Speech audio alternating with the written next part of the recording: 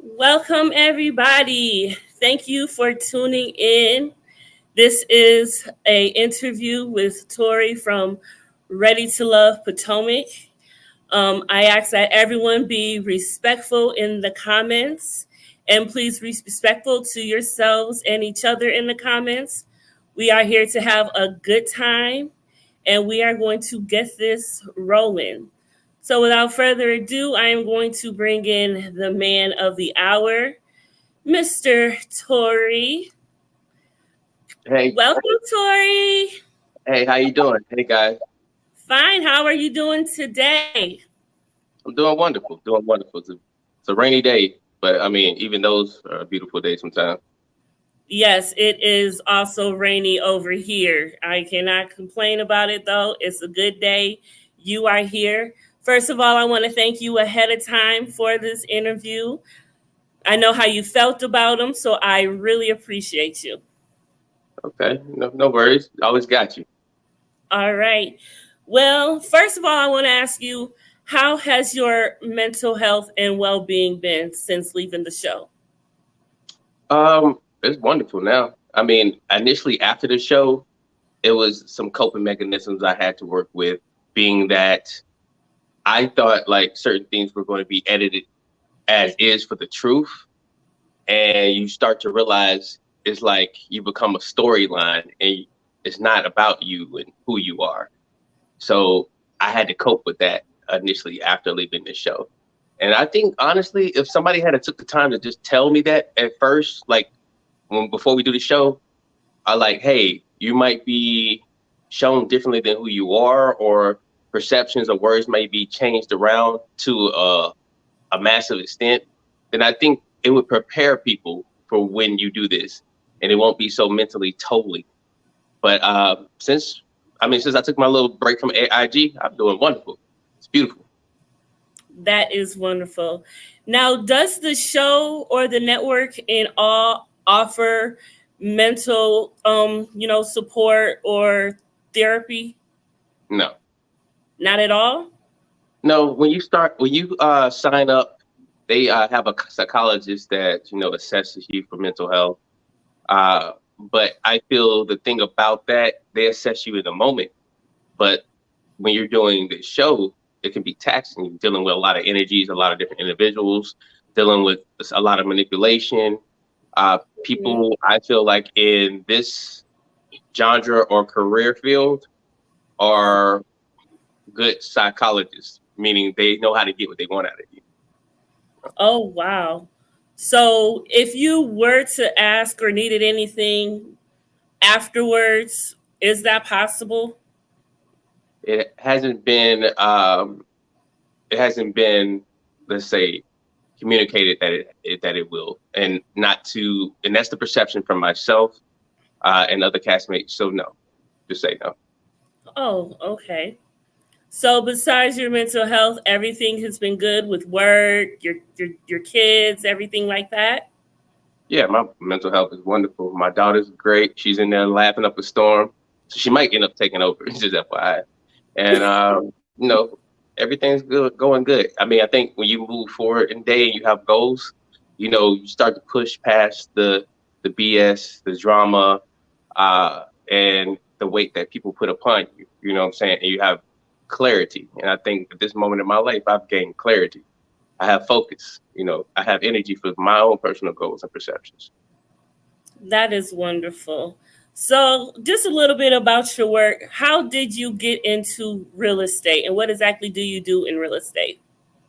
Well, I'm a licensed realtor, and I also now am doing real estate investment for the last few years. I got into real estate. Well, I feel like it's a long story, and you want the short version? Sure. Short version was right out of college. I had this wonderful job, lost my job, so I was trying to find my way around. Ended up meeting a politician one night because I was managing a bar and restaurant. Actually, I owned the bar and restaurant. I was leasing it out from a lady that was pretty much trying to take advantage. But make a long story short, she came in one night. She was like, "I like the way you do business." She told me what she does on the side, even though she was a politician, just for extra income. Lady had multiple facets of income. So what she did was, there was a company called, I think it was called MySpace, and it's not the online thing. It was called MySpace, where you work for the company, you show apartments, and you get paid if the person leased the apartment, almost like just a leasing agent. But they had multiple apartments, and they also did condos. So the guy in the office doing the condos was making all the money. I'm like, he's making like $1,000 just for signing up for a condo. Well, I'm making $150, $200, $300, making chump change. You know what I'm saying, per unit. And find out he had a real estate license. And so I'm like, okay, well, I need to get my real estate license. I'm tired of making chump change. And I got my real estate license to do condos. FYI, I'd never done condos, which is weird. So I went straight into the real estate. And I got into real estate because of her, because she did real estate too. She was like, Tory, this is how you make the real money into the real estate. But she showed me about, leasing the apartments first. And then I started doing real estate. And then I started meeting people. And I was actually good at it. But one thing about me in real estate, I am not a person that's just out a lot. So I like to be in, I know it don't seem like it, but I do like to be in the background. Doesn't seem like it, but I do like to be in the background. And what happened was I started, getting connections. I started doing foreclosed homes. So I was like, these foreclosed homes are going for a good deal. Like, man, a house that is really worth 100, 150, 120. This is, take a mile from Alabama. So prices are different, but that's a good margin, but they're going for like 20,000, 30,000, 15,000. I'm like, okay. So I started doing contracts for HUD. Everybody from DC to Virginia, Maryland up here was calling me down there trying to buy those as investors. So, I said one day, you know what? I'm gonna buy my own. And that's what I did. I bought my own, worked around it. And I started doing investments since then. So, and the funny thing about it, when I became a realtor, I kind of skipped over some steps. That's trying to get the fast version. One of my first brokers said, Tory, being a realtor is only the first step. Owning property is where you're trying to go. And it takes 5 streams of income to be successful and be flourished. She said, don't skip over the first step or the second step. You need multiple streams of income working for you while you're not working. So I listened. And it's been that great since then, huh? It's been that great. I took some learning curves. I lost some money at first, not figuring my things out myself. But now the failures have become successes because now I learned and I know what to look for. Absolutely. Absolutely. Okay, well, I feel in order to learn about someone, you need to go back and learn where they came from and how they were brought up. So first, where were you born and raised? Good question. So those are 2 different things. I was born in Syriac village, Turkey, because my mom was in the military. So I was born on the Dina Air Force Base. Now, I was raised mostly in Montgomery, Alabama. That was most of my life there. So before that, in between that, I spent a little time in Dallas, Texas, and Denver, Colorado. But let's just say Montgomery, Alabama. Okay. So was your mother in the military when you were born? She was in the Air Force. Oh, yeah, she was. Air Force? Mm-hmm. Oh, wow. And you say that you were raised by your grandparents, right? Yes, I was raised by my grandparents. She went to Kuwait when I was young for a good minute. And then from there, I can't remember when she left. And can't remember when she came back, but it was a good portion of my childhood. Oh, wow. Okay. So would you say you had a very good childhood, fun, a lot of good memories? I wouldn't. I mean, childhood's childhood. You go through life, you develop. Wouldn't say I had a lot of good memories, but I have memories, and that's all that matters. That's cool. Okay. So you also mentioned that growing up, you felt that you didn't get a lot of affection from your mom. Is that correct? Yeah. I remember in the first episode, you said, or about I love you. Oh yeah, I was. Well, they cut that out. They cut what she asked me out. But yeah, I was telling Precious how I related to what she was telling me, based on the question she asked that was cut out. And I said, I understand, because the first time my mother told me she loved me was like late in my 30s. Oh wow. Yep. Really?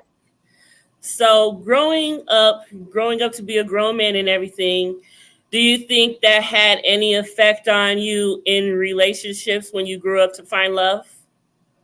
Or I no? would say, yeah, I would say initially, I didn't receive the nurture or the love that people see to be able to interact and transition into adulthood and,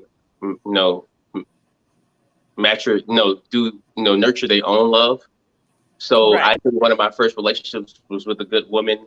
And even though I was, into her, I think, you know, I didn't know how to reflect love properly because I never saw it. Even in my grandparents, they were a loving couple, but I never saw the holding hands, the kissing, the I love yous and stuff like that. I didn't grow up I didn't grow up with no sensitive nature. You had to be hard where I grew up. Absolutely. So what does love look like to you? Being in love. Being in love, that's a good question, because being in love and love is two different things. Absolutely.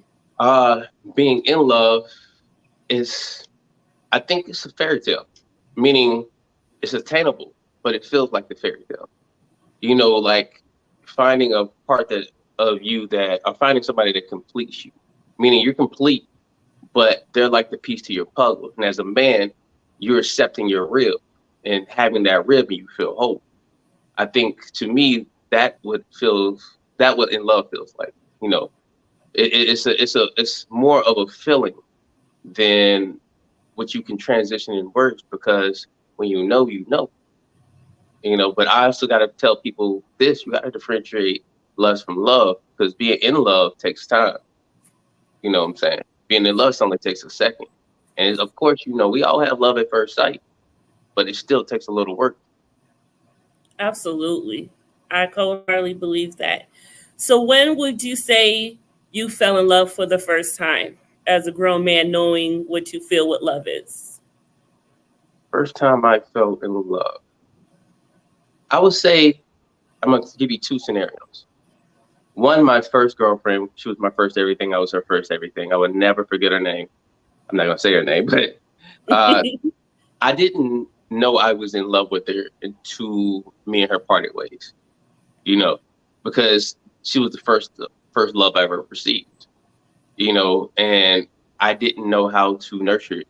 And when it was gone, and I didn't know how to accept the transition, you know. So I was in love, but didn't know it, because I never felt love. I never knew love. I never knew what it was. I never experienced it. I didn't experience it, in a family atmosphere. So I think that's one of your learning key factors as a male and female going forth. Now, to answer your question, in love, I think my first time being in love with somebody was in college. College. Yeah, Wow. yeah, it was in college. I will never forget her. Yeah, I definitely was in love with her for a while. That's beautiful. Okay. So when did you meet the mother of your child between in there? Um, Age of 24. Okay. And your daughter is how old? I have two daughters. To One, your daughters, yeah, are they uh, both by the same no, no, woman? Okay. Okay, yeah. gotcha. Okay. One's 15, the other is 7. Oh, precious ages, I would say. Yeah, far apart, but definitely 15 and 7. Um, but it was when I was 24. She was older than me. So Okay. So, what was your dating life like prior to the show? Let's say 6 months up until the show. What was your dating life like? Dating life, um, I was really in chill mode. I just came out of a relationship. It was a beautiful relationship. It's just that some things that happened at the beginning of the relationship that kind of put it in strain, not on my part, and I felt like you know we were working through it, but I think internally, we all say we forgive, but sometimes we don't forget, and we tend to hold on to things. But it was a beautiful relationship, and it was wonderful. Before that, and that was like maybe 6 months before the show. And you were single from then until the showtime? Yeah. Okay, okay. Well, that is great.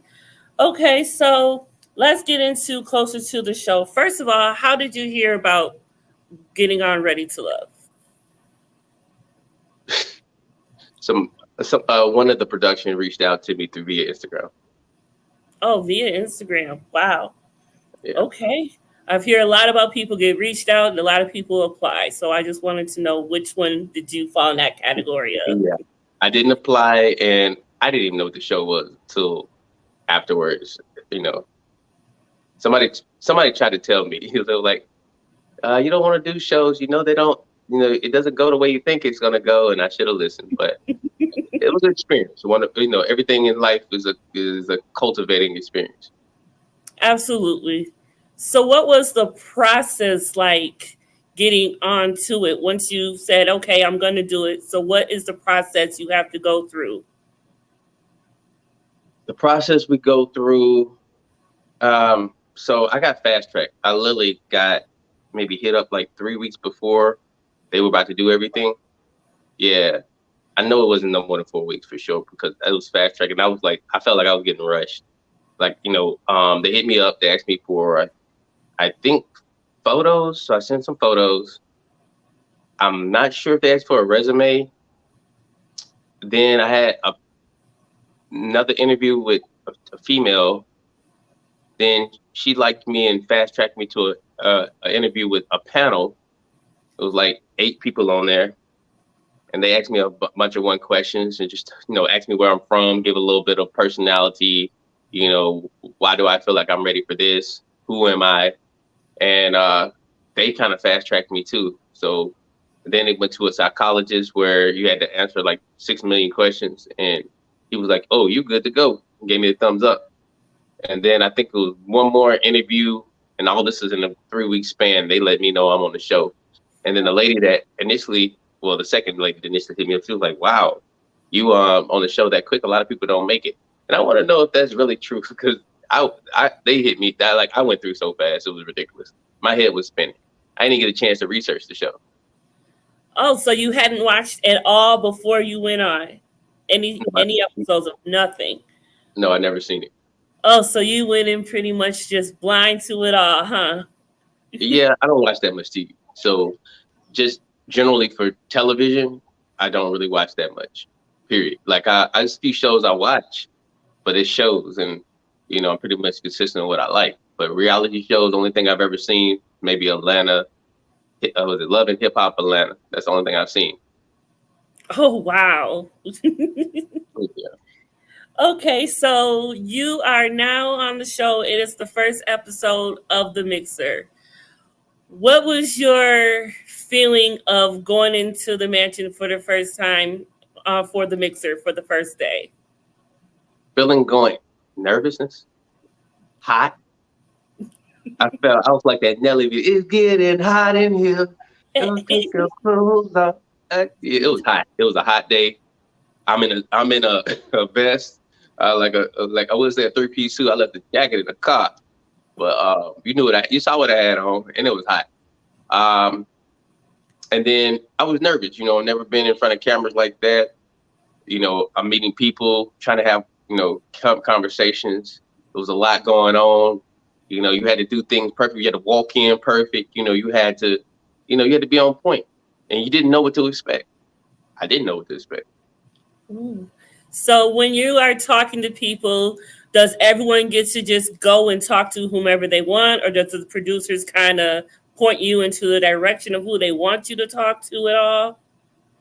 You get to talk to whoever you want, but the issue is when you start talking to somebody, they may just cut that conversation short because they're not getting what they need, or there's a lot of stuff going on. So to me, it cuts out of a lot of that organic conversation, because then you got to start over, and then they might say cut again. You can't talk, and then you got to start over. So that's the only part that kind of messes up the natural flow of conversation. That kind of goes into my next question. So we see you in Precious starting off having looks like it's your first connection. What we saw between you and Precious, was that your first connection? Like you talked to her and you're like, okay, I'm feeling her. Was she your first that you actually seen, or did we see something completely different? Or was she your first person you talked to and felt connected with? Well, it's a little bit of yeah, a lot of no. Little and a lot. Okay. Explain that, please. That's the kind of connection they highlighted. But I would say she was the first person I talked to. We had a good organic conversation. Very one of the persons that, was very vulnerable when I first met her, very open, at least that's how I felt at the time. And it was easy to engage with her. Now, who I had the most connection with at that mixer and talked to the most was probably Sabrina.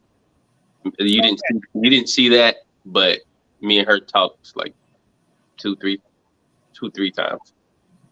And I was going to ask, when did you have your connection with Sabrina? Because we kind of had missed that and just seen that you guys had a flow. So you did, in fact, have a connection with her at the mixer. Yeah, at the mixer, me and Sabrina, we gravitated to each other like magnets.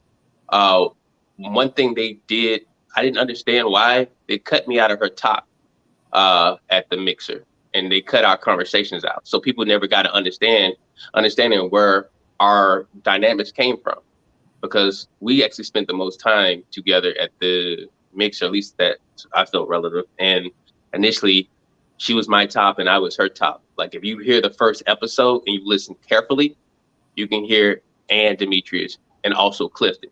But my name was to cut my name out. Okay, that is kind of weird. So that makes a lot of sense, though. Yeah. So, Go ahead. No, we were mutually each other's tops all the way to after the bonfire, from what I'm aware. Which is weird because they changed it to the bonfire, me being her top after. But initially, I was her top up until after the bonfire. She's told me this during the time and after, and even after we've shot the reunion. She was like, yes, they cut you out. Why? I don't know. Wow. And how long did the mixer go on that day? Oh my God. We about to flashbacks. That mixer went on from 10 a.m. to 1 a.m. the next day. It was late, hot. I mean, I think we did put in 14 hours. Everybody sweating, people looking like melted ice cream cones. I mean, I saw black fading off people. I'm just like, look, I've never seen black people fade before. Suits all sweated out, the sun all beaming. It lasted forever. It was like the never ending day. I just like, and then how you ever watch those Twilight movies? I know I'm on a tangent now.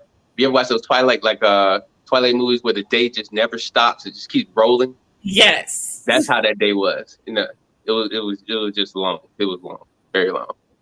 Oh my goodness, that has got to be terrible. So 10 a.m. to 1.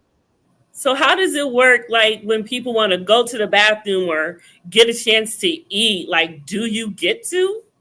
Yeah. Well, don't get me started on the eating part. But we're gonna go to the bathroom. We can go to the bathroom. We went to the bathroom.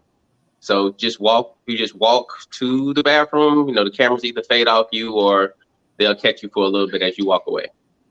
Oh, okay. So it's the end of the mixer and it's time to go home. How are you feeling about everything your first day at the end of the day? Were you like, okay, I can do this. I'm down for this. I'm in it.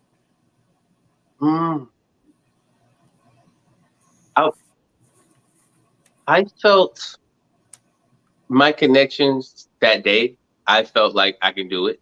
and I'm in it. You know what I mean? So it felt like a little light in the tunnel.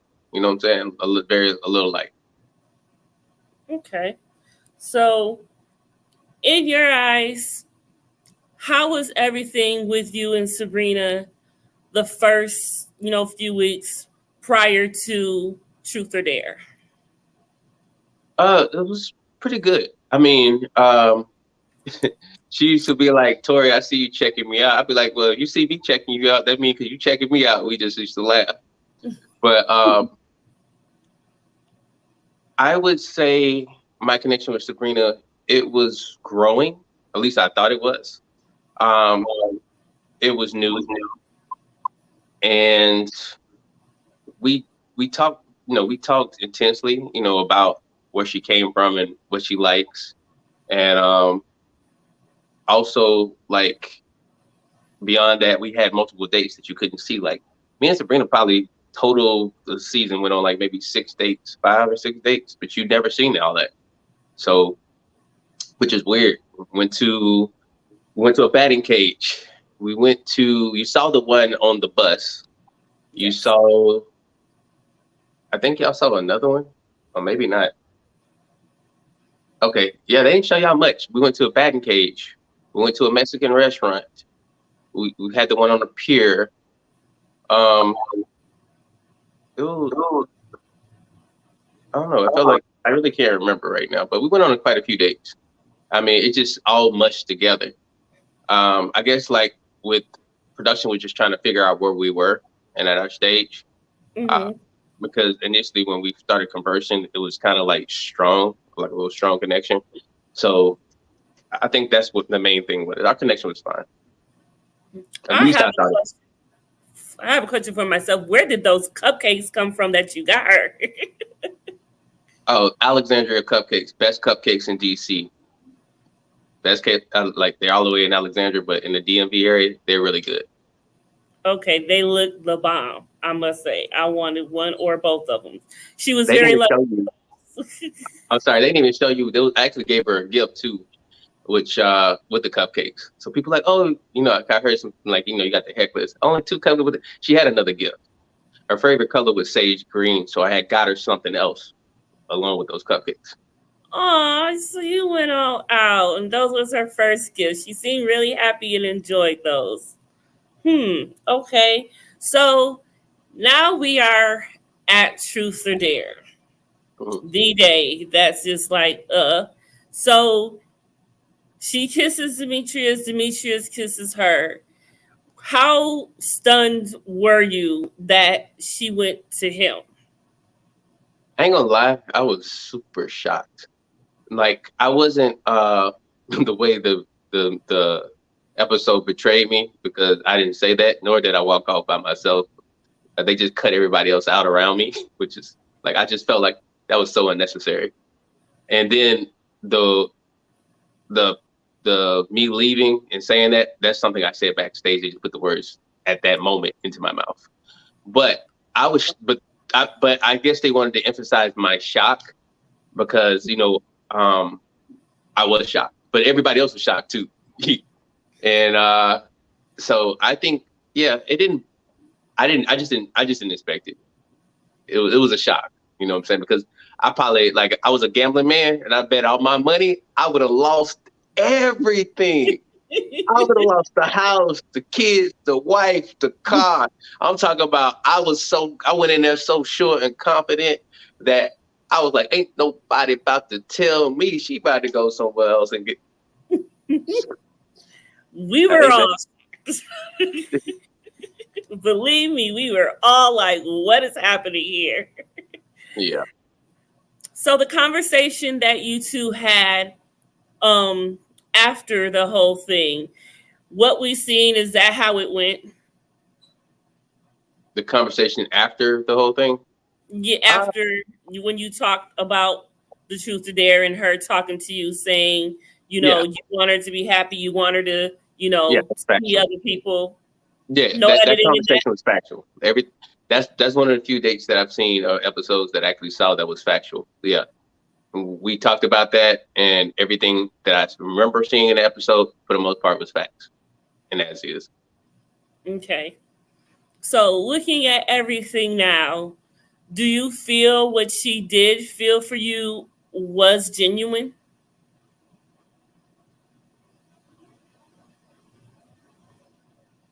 Are you asking me? I don't know. I honestly don't know. I felt like when we first met, we used to talk about how on the phone how it felt like a fairy tale. Uh, meeting and the chemistry that we had, and there was some things that later on transpired prior to the bonfire that I started catching. I say maybe to me were flags. So I didn't I didn't address them with her per se. I did address them with Precious at one point, and I felt like I didn't know they were like this. So Oh, yes, so it was something I had said to Sabrina one evening, and I told Precious because I'm just trying to fill everything out, and Sabrina called me that evening, and she kind of mentioned it, and I felt like my common sense is like, okay, you got people pillow talking here, or at least trying to work the box. You know what I'm saying? Like they like it, but anyway, there was a few things that I kind of noticed, oh my goodness. Wow. but So I don't know. I don't know. She may have. I don't know. you don't know. You never asked Precious afterwards or asked Sabrina afterwards what really went down? Well, I mean, I'm not gonna get. I'm only gonna get the truth, so it really didn't matter. Understood. Very much understood. So let's get into a little bit of editing a little bit. So on a scale of 1 to 5, where would you say you landed on how much they edited you throughout the whole season? The 7. Woo, woo. Okay. Yeah, it Um, wasn't even a 1, 2, 3, 4, 5. I seen things I didn't say in the moment. I seen things I didn't do in the moment. I seen things taken out the context in the moment. I seen questions cut out, and you think I'm going on a tangent, but I'm really answering questions. I didn't see. I didn't look. I think that would really affect me. Like I said, I understand what it is, and I think if it was just communicated to me properly at the one, I would have been like prepared. And I think people on the show have been like, okay, I'm still gonna do the show. I just prepare me, you know what I'm saying, and let me know things may be manipulated to a certain extent. But I'm not bashing the show. I'm not bashing anybody of the cast. People are who they are, and I respect everybody for who they are, in this process. I can never tell a grown woman or a man on this process what they're doing, what their intentions are. I can only see what tell them what I felt and what I got off their actions. But with this show, it was a lot of editing with me, a lot. can you give some examples of what you remember and clarify a couple of things? For Okay. instance, I would like to clarify the whole date between you and Precious. On the sneak peek, we see a kiss between you one way, and then when we actually see the episode, we see a whole completely different kiss. Yes. That whole episode, I feel like I pit because some things happened at the reunion. I feel like I pissed somebody off, and they decided like, okay, I'm gonna show you, I can fuck you up, because that was the worst edit after I made a comment about that episode before it aired. Oh, But and I think I felt like it was out of spite from those who beat. But anyway, um, that whole date was manipulated. One, uh, the let's address the kiss first. It was mutual, but we were asked to do additional kiss. So it was this partially staged. You know what I mean? And additionally, our date. Everybody. If you've seen Precious episodes before and see her, like she's carefree with her sexuality. She doesn't mind asking questions, and that's cool because I'm the same way. You know what I'm saying? I will address things I feel. She was absolutely. asking me questions. I was answering questions. they cut her questions out. It made it just seem like I'm on a tangent. I thought was so rude and disrespectful because, why would you do that? Why wouldn't you just, why would you do that? Then it's like because you catch bits and pieces of it, it's like, okay, can we have a serious conversation? It's because we were joking and she was asking me questions, but she was joking to me. And then I say, oh, let's take a shot. I ordered that shot when she first sat down, very first sat down. Why would you do that? Why would you put that in there in that context? Nobody's about to say, let's have a serious conversation and order a shot. I ordered that shot at the beginning of our date, but you put it in. I felt like that episode was very malicious. And I felt like maybe this is how I felt. Production was sending me a message because, like I said, you haven't seen everything yet, and I felt like I was getting sent a message. And then one thing that kind of did bother me at the end, I see Precious interviewing and feeding into that narrative to clean up certain things with her, and I thought that wasn't cool. My thing is, you ain't got to, like, I feel like I ain't got to throw nobody under the bus to look a certain way. I feel like things are what they are, but if things ain't right, they ain't right. Things were edited to, like, on a scale of 1 to 10, a 25 on that episode. Jeez. Because if you notice, I'm asked questions, and then all of a sudden the questions start getting at. And if you look at it, it's choppy. The whole episode is choppy as hell. It's about choppy as chop suey. And so, I don't know. So a lot of people say, and it was said that you kissed Precious to get back at Sabrina. Is that true? I wouldn't even think about no Sabrina. I told you I peeped some stuff out beforehand. I like Sabrina, don't get me wrong. I really liked her. Definitely. But when I do things, I'm not thinking about nobody. Yeah, I do things because I want to do it. But again, we were asked to do that. And we was like, okay, cool. You know what I'm saying? We like me and her, we the type of people, hey, you want to go, like, I will give Precious this. You want to go skinny dipping? She probably be like, yeah, let's do it. You know what I'm saying? Hell, you want to go streaking? Yeah, let's do it. You know what I'm saying? Like, hell, you want to go to arcade? Fuck it, let's go ahead. Oh, sorry. Let's do it. Like, and I'm that type of individual. Why not? If it's not going to kill me, hurt me, harm me, or kill me, you know what I'm saying? Like, we're going to do it. But no, I was not thinking about the Sabrina. And it was not Sabrina. That's also a narrative Precious has put out there. She put that out there because afterwards she called me about Paul. It was like, hey, you think, Paul would have an issue because she had feelings for Paul at that point. And I feel like to her throwing me under the bus and saying, oh, Sabrina, they put it on me to be like, oh, well, this is what he did that, Paul, because he was over Sabrina and I just didn't want to, make him feel rejected. I'm like this. If I don't want to kiss nobody, I'm doing a hard pause. I'm doing the roll back, you know what I'm saying? And I'm definitely not doing it twice. So Definitely. Okay, so let's get into a little bit #kidney smasher.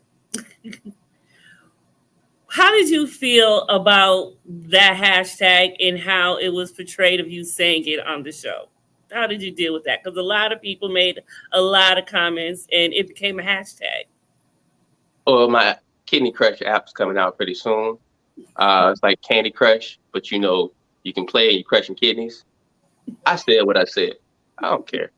If you have a problem, like people like this, if you have a problem with me saying something like that, then you really need to check yourself. Not you. I'm just saying, like, it's really a joke, or not even a joke. It's almost like a parody in a joke where you have confidence in who you are sexually as a man and the things that you can accomplish when it comes to a woman and her physicality and her body, because you're self-aware and you're aware of your partner.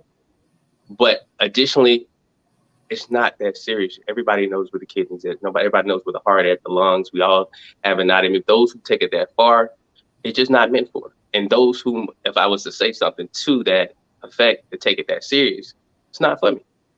It's for the woman to be like, okay, cool. He talking that SHIT. You know what I'm saying? Can he back that SHIT up?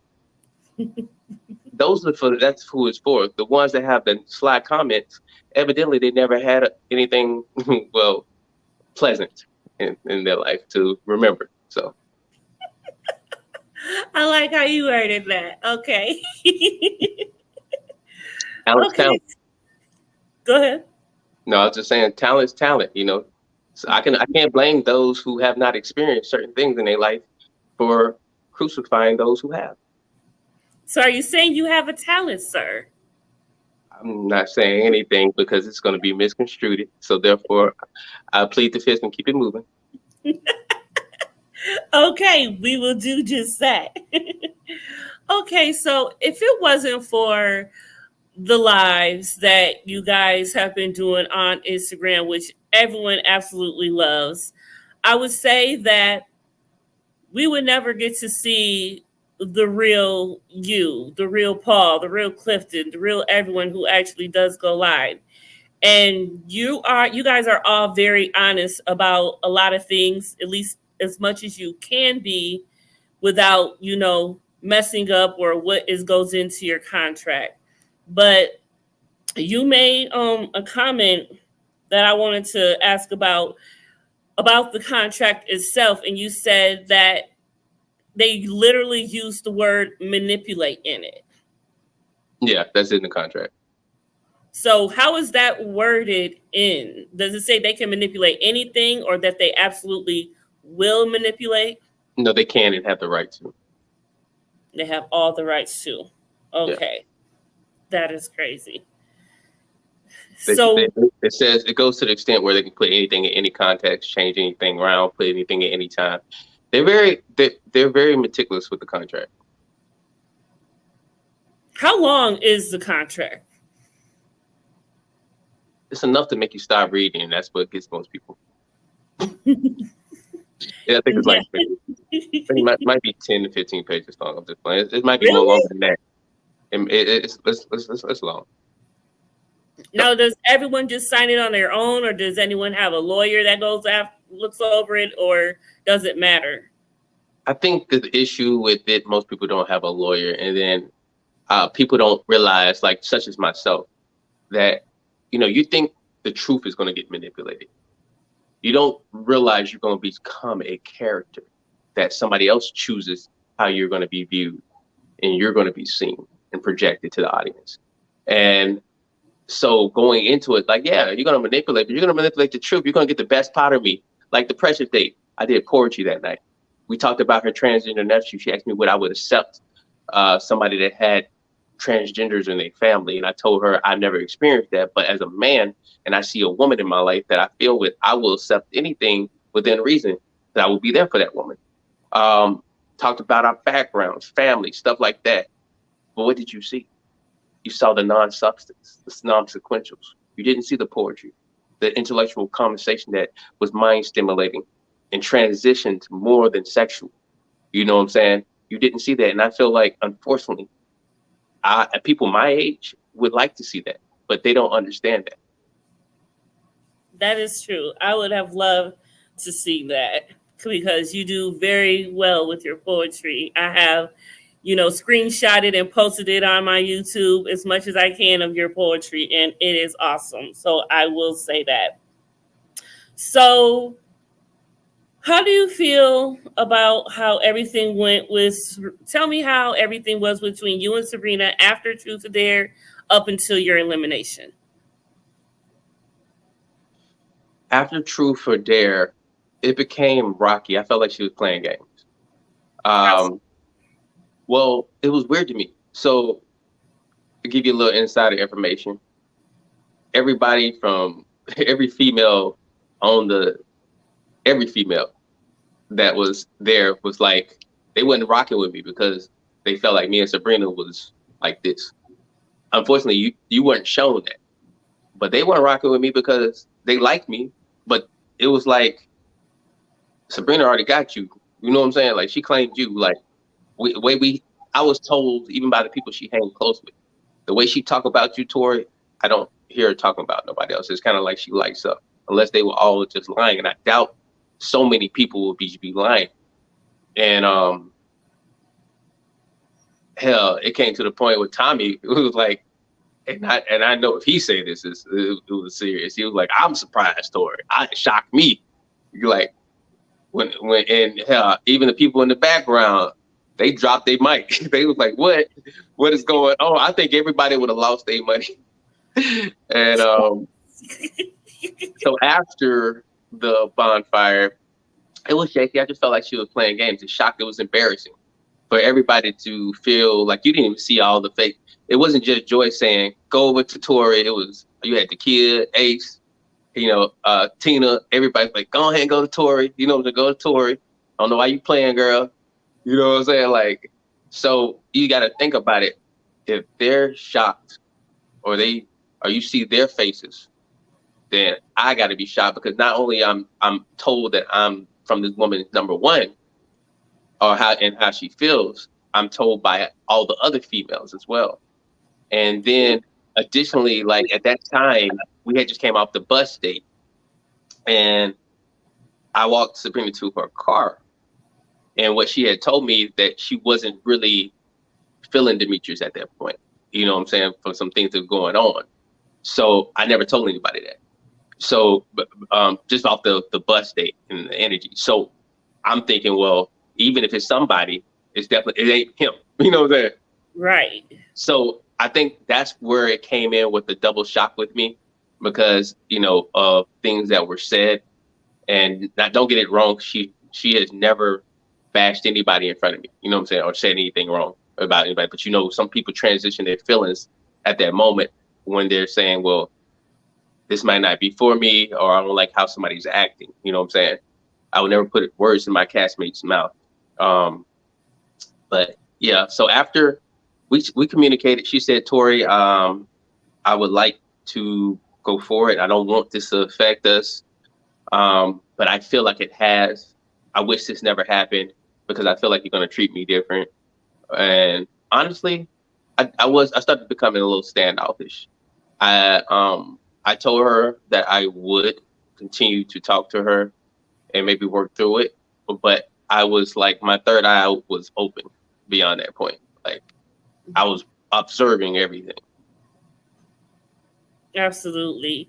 So I remember how your energy seemed to come off from the TV when it was meeting the friend date, when you guys were at the bar or whatnot, and you seen Donovan roll in and all that. So tell me, how did that night actually go, and some insight on that? The friend date? Yeah. It went well. There was so much waiting in the car before we went in, but it to me, I felt well. Donovan, to me, he's a good guy. I felt like at that point, meeting him and just getting to know who he was as a character. If I lost to him, I wouldn't have been mad. You know what I'm saying? And not lost in the game, but as in lost to him for him being a better man for Sabrina. But I kind of felt, just be honest with you, because I learned to tend to sugarcoat things. I kind of felt like, why am I here? Like, what am I doing here? Like, I mean, you got connections with Donovan, you got connections with Demetrius. You got a little too much going on. Why am I here? Ain't no point in me being here. Like, really, you know what I'm saying? Like, I was there, but I was kind of a little bit standoffish because I didn't see the point. I felt like, be honest with you, you'd be the first person I told this to. I felt like I've got the energy that she wanted to keep me around. I was going to ask that. But she wanted to keep me around to keep her around. But I did, and I'm not saying that's what it is. I'm just only telling how I feel. And I felt like I was just, at that point, something she needed, right? At that point, like, I didn't think she really had genuine feelings. I think it was just like, hey, let me keep Tory around. I know he's going to vote me for his top because that's the type of person he is. He's loyal. He's not really trying to be all over the place. You know what I'm saying? Like, I know he cares about me genuinely. Let me cultivate. Well, if Tory and me don't have a romance, let me kind of give him that romance a little bit, but also let me figure out how to turn it into a friendship while I feel my other connections. Because I'll be sitting in a room with Sabrina, and I would feel personally, and this is no knock to her, that she had googly eyes for me. Then Donovan come in as googly eyes for him. Demetrius come in as googly eyes for him. And I felt like she was all over the place. That's very well put. I can take that. Okay. So now we see the conversation you two had where you kind of are just like, okay, it is what it is, and that's gonna be what it is. You guys are sitting outside. It looked like on a porch or just outside the place you guys were at. And it seemed like at that point, you guys were just like, okay, we're here, but it's pretty much over. So when do you feel like it was pretty much a done deal between you and her? Are you talking about the porch where we sitting with me and Demetrius? Yeah. Well, no, Okay. it was just you and her talking. Oh, you talking about in the house? Okay, yes. Yes. Okay, that threw me off because I was talking to Demetrius on the porch, but I talked to her in the house, and I think you're Tell me about both of them anyway, because I forgot all about that one. Okay, I want to make sure I'm on the right one. Which one are we talking about? Okay, let's talk about the one with you and her in the house first. Okay, before I got eliminated, right? Yes. Yeah, I mean, me and her already had a conversation, but I think the audience needed to see it. But we already established. I've been telling her from day one that I'm here for you. You know what I'm saying? Like, you ain't got to choose me. You know what I'm saying? Just keep it a buck. You know, I always said that to her. Like, you ain't got to choose me. I'm good with whoever you choose. You know, I'm here for you. You know what I'm saying? This is who I am. I think probably the day before we got there, we had a conversation where she was like, she think we don't connect emotionally. And I felt that was true. I didn't even ask questions. The reason I felt like we didn't connect emotionally because I had to cut it off with her, because I already knew if I continue emotionally with her, it was going to be to my detriment. And I knew nothing else was going to come from it. It's like, follow your gut, Tory. And I'm glad I followed my gut. It was like, follow your gut. And the whole time at first I didn't want to follow my gut. And I'm like, follow your gut, Tory, follow your gut. And I followed my gut and I started pulling away. And I think she saw that. But I feel like when I don't know what you really want, or I feel like you're playing or you're just keeping me around for votes, or, I feel like when this is a conversation I had with Demetrius. Yes, tell me about that y'all didn't get. And this is okay. This is what you're asking me right now. I never said the words in my mouth. I never said anything about, me and Sabrina had to have a talk, and nothing. That was never said. Wow. Me and Demetrius talked about our guts. I like how we felt. And I came to him and I sat down next to him and I said, Demetrius, how you feeling, brother?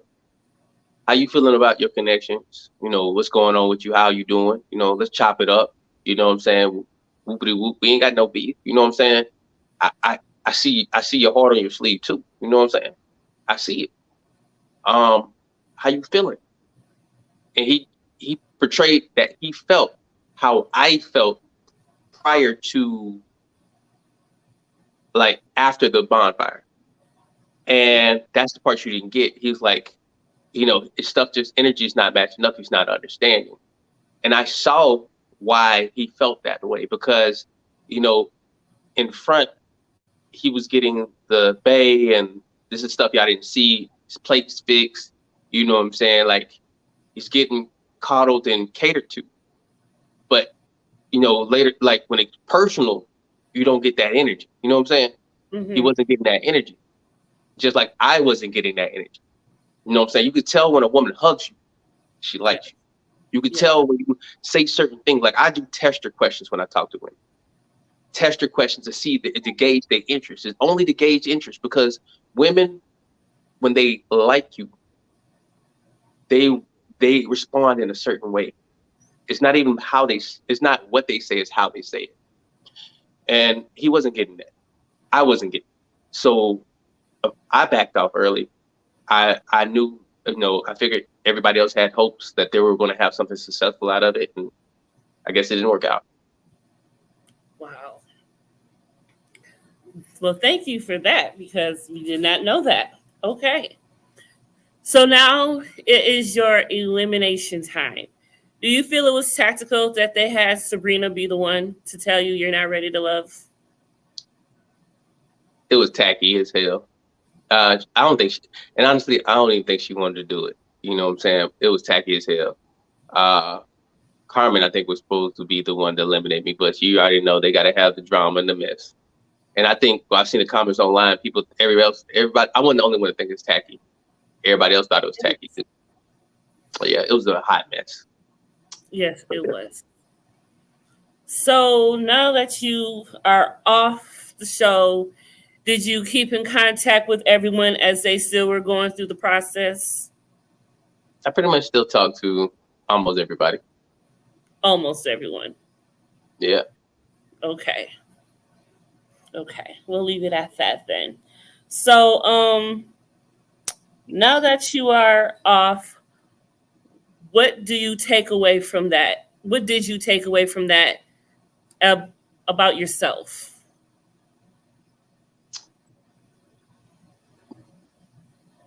Now that I'm off, I think I'm more proud of myself than anything. Unfortunately, I think when I saw the show, I couldn't be proud of myself because you couldn't see it.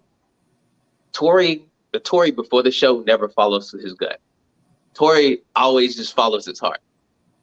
The show, first time I actually followed my gut, and I was right. I was always right about my gut before the last person I dated prior to the show. The person I dated during COVID time reminded me just like Sabrina. She was just like Sabrina, beautiful, light skin, brown eyes, and I was head over heels. I didn't follow my gut. My friends didn't want to tell me because this is the one I want. You know what I'm saying? And that was a learning experience. So by the time I got on the show for Sabrina, I learned my lesson. And I think, unfortunately, the show didn't portray that. And I think a learning experience for me was Tory. I gotta work on being a little bit more tactful too, because I'm straight, like, to the point. Like, being on national TV and being who I am doesn't work, because I give people a lot to edit. I give people a lot to run with, because you ask me, I'm gonna say it. I'm gonna do it. It is what it is. I said what I said. So that ain't good because people have so many opinions. Some people take one view of things and be like, oh, that's sincere. Oh, well, I don't like that. Everybody has a different perception. But one thing I did take away from doing the show is being a little bit tougher. Really, like, people are not going to like you. They're not going to like you no matter what you do. You can be Mother Teresa. They still going to hate you because they just want to have a reason to hate you. So this show, period, has gave me so much tough skin, and it's a blessing. It feels relief. It feels a weight off your shoulder. I love that. Okay. So what have you learned about reality TV that you were shocked to learn through this process? Again, I thought they manipulated reality, not make reality.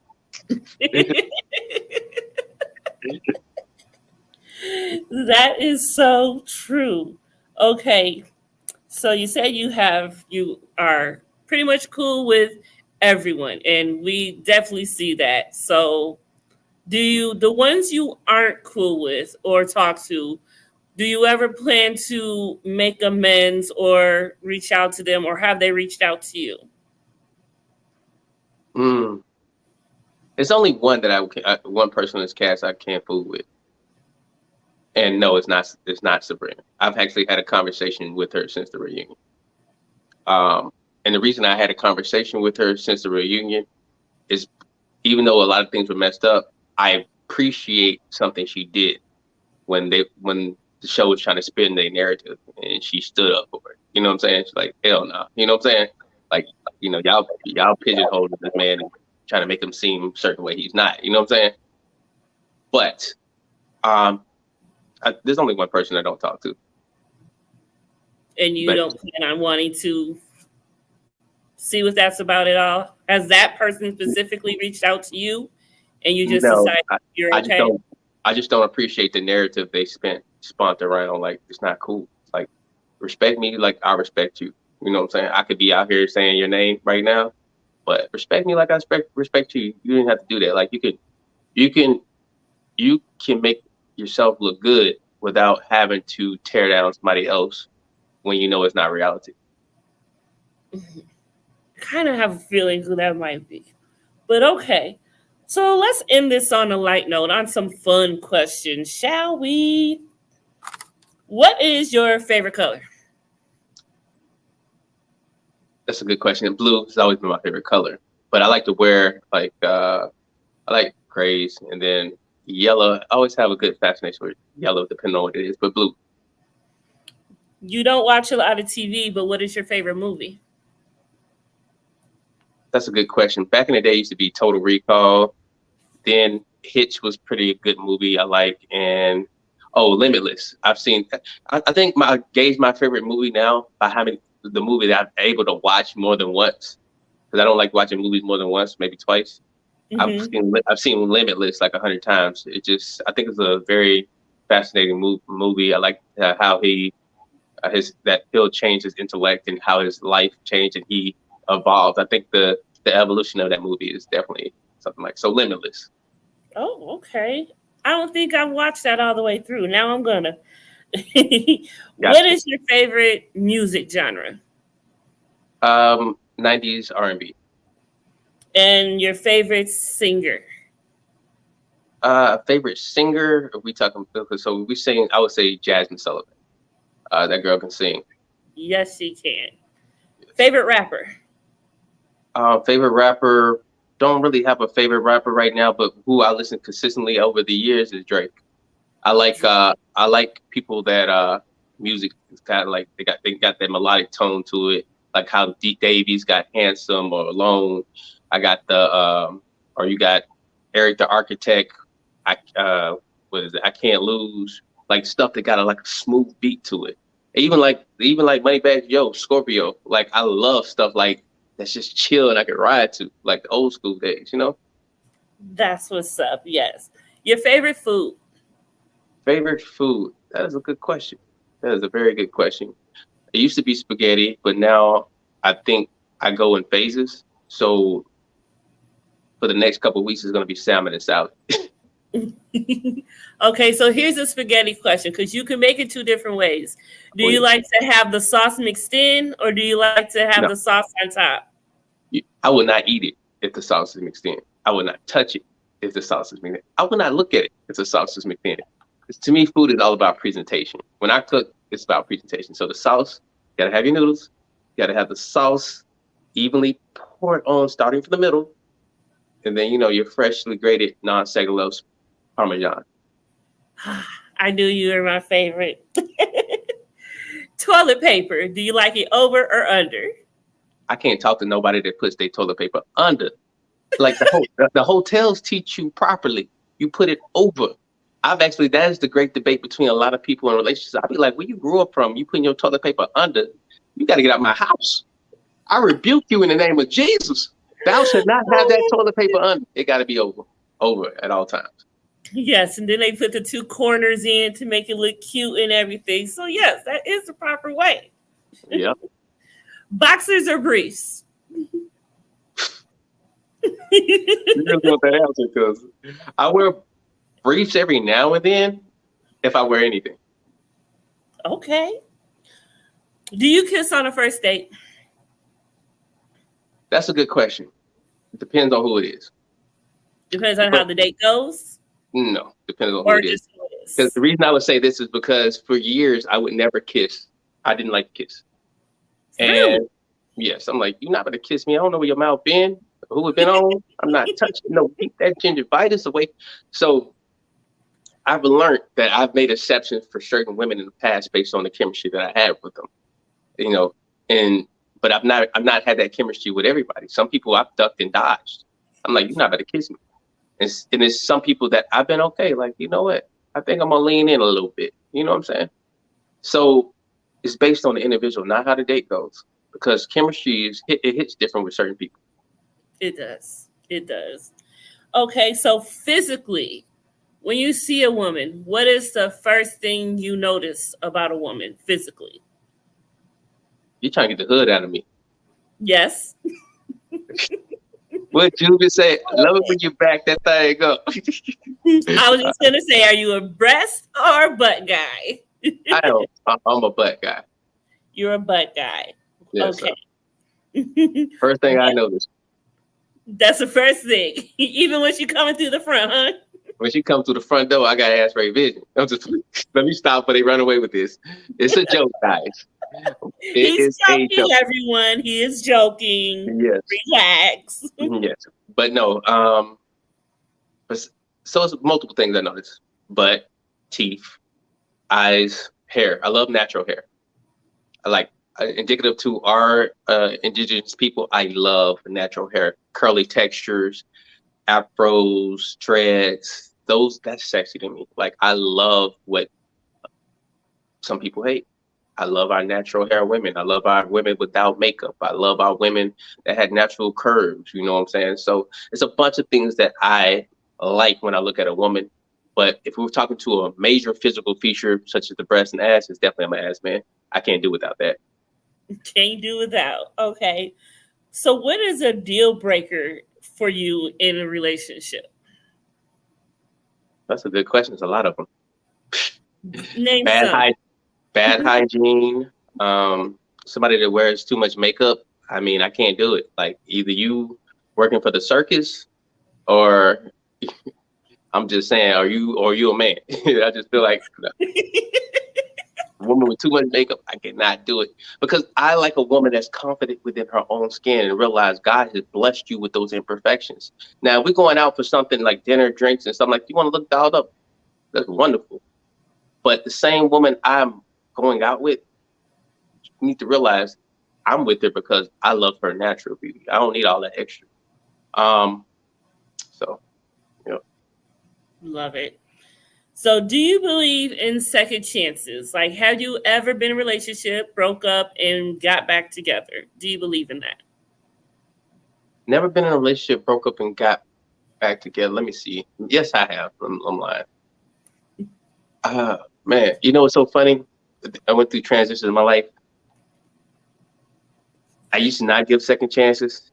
Then when I met my first daughter, mom, I gave second, third, and 15th chances. 15th chances. And right now, I think in my life where I believe in second chances because people are not perfect. And I think this show, I will say about Ready to Love, was indicative to DMV dating. It was exactly what DMV was and is to me, epitome. I could have did that without the show. And where people want the perfect person, and they don't realize the mistakes and the things that people go through and learn from initially dating and just getting to know that individual, is you're carving and cultivating. As long as that person is willing to change, she's willing to accept, she's willing to navigate and willing to learn. You know what I'm saying? You're carving out your perfect person. I think people up here, since I've been here, this is not like the South. They want cookie cutter people. They want the perfect. They see the little chip. They see a little something missing. Then they done with it. And this is why so many people up here, they say, I think my assessment of dating up here is like, they say it because people have careers and everybody has a bunch of choices. It's because people don't commit. They are afraid of commitment up here. They want the perfect cookie cutter woman. They want the perfect cookie cutter man up front. And if you're not willing to work for nothing, you don't deserve it. Absolutely. My favorite slogan is, if you can't deal with me at my worst, you don't deserve me at my best. Thanks. So are you a homebody, or do you like to go out a lot? I go That's a good question too.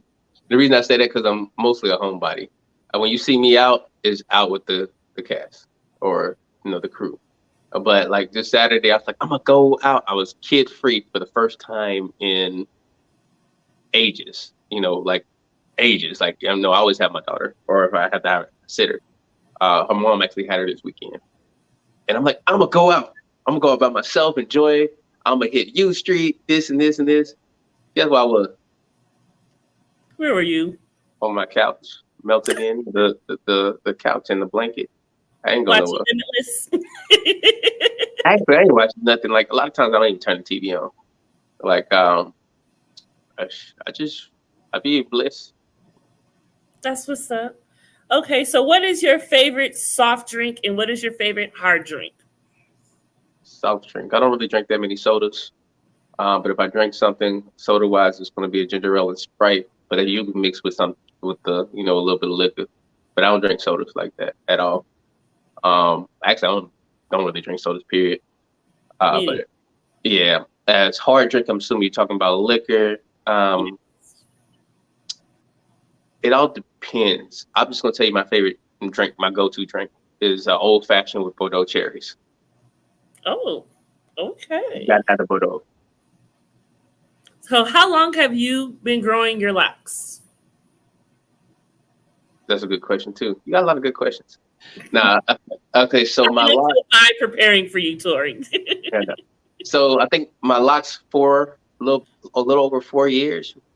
My hair since a little before 2014, about 2014. So, wow. 8 years. Wow. Yeah. So I had long hair before I did the locks. I was doing the Cat Williams. I was doing the curly. It was at one point I was like, let me see how long my hair is. Somebody told me to go to the Dominicans. I would look like a pimp named Slipback. I was like, wow. Together. I was like, let's tie. Booty day. Oh my goodness. You're gonna have to post some of those for Throwback Thursday for me. Those are archives. You will never see those. That's not right. Would you ever cut them? No, that's not a good question. Yes, I'm thinking maybe in a year or two. I've had long hair so long, but I'm kind of scared too because when you've had long hair so long and all that tension's been in your hair, you don't know what your short haircut is going to look like, and if there's going to be spots that you don't see now. So yeah, so I will be on the fence, and my hair is so long now it gets caught on everything. Hell, I've been down to get something in the oven today, got caught on the damn oven. I'm like, look, get out of bed. It's caught on my back. It's long. Oh my goodness. Okay. Is there anything that we've discussed or anything that you want to discuss or say or mention that we haven't? No, not at all. And this is my favorite question that I ask everyone. What makes you smile, Black man? Seeing my people succeed and seeing the ones that do help each other. That makes me smile. I love to see our Black women succeed. I love to see another Black man being successful. I love seeing somebody trying to help instead of hinder. I love to see families bonding. Anything that is indicative to our community, that makes me smile in a positive manner. Absolutely. So you are a good man of very many poets. Who is your favorite poet? I forgot to ask that. I like Langston Hughes, but am I supposed to say myself too? Yes, if you want, if you're your favorite, you're one of mine. Oh, really? You're gonna make me do one for you then? But I was just about to ask if you would. You can freestyle or tell us something that you've done recently. Old. I just want to hear you. Okay, I'll do one old, but yeah, I'm putting one of my.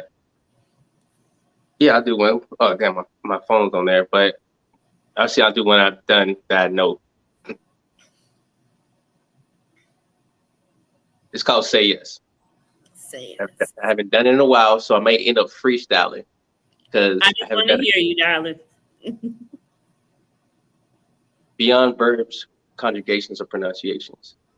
and a state of mental relaxation that goes beyond a mother and son appreciation, such as fire and ice, to quench the desires of the heart and to stare at the eyes that matter. Looking at my life, knowing that it matters. I can't remember it, but how about I'll do this one? I can't remember, but I just feel like it's so old. As I close my eyes, all I see is dimensions. An aura surrounds me, and I'm placing a divine intervention. An attention that comes from one soul to another, so sweet, like the warmth from the womb of my mother. Know I'm created to be here for a reason, but like autumn, spring, and the summers, we all change with the season. And is it feasible that we as a people can't succeed because we belly ourselves? We shackle ourselves with promises to rise from poverty to wealth. Now tell me, is it me that lacks proximity? I feel like we lack novelty. Some say I be speaking poetry, but you know what I call it? Realism. Nah, better a word, idealism. But what, in my mind, makes us go through these dimensions? My attitude, my lack of attention, studying more than the surface, because all they see in me is the black man on the surface. They don't see me successful, and they'll trip me to see me fall. But I just want to know one thing. You help me, black man, off this wall. And just my dimensions. Whew. Yes, darling, yes. Whew. I don't think we could end this on a better note than that. So, Tory, let everyone know, how can they contact you for for being a realtor and how you can help them. Okay, you can reach me at, hold on, I want to give you this number. Get a pen, everybody. Mm-hmm. Yeah, I just opened up a new business line, so I want to make sure I got that number right. For business only, ladies.